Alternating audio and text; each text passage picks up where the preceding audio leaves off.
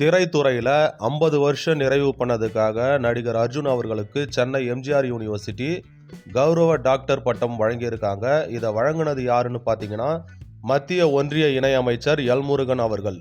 உண்மையிலேயே இந்த பட்டம் நடிகர் அர்ஜுன் அவர்களுக்கு பொருத்தமாக தான் இருக்கும்.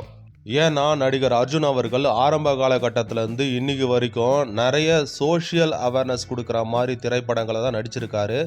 காவல்துறை அதிகாரியாகவும் இராணுவ அதிகாரியாகவும் கவர்மெண்ட் அதிகாரியாகவும் தான் நிறைய திரைப்படங்களில் நடிச்சிருக்காரு.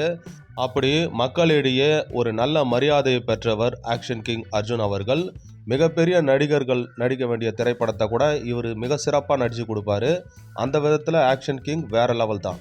அது மட்டும் இல்லாமல் ஃபேமிலி வைஸாக இருக்கட்டும், இவரோட திரை உலக வாழ்க்கையிலையும் சரி, இவருக்கு ஹேட்டர்ஸ்ன்றது மிக குறைவு தான்.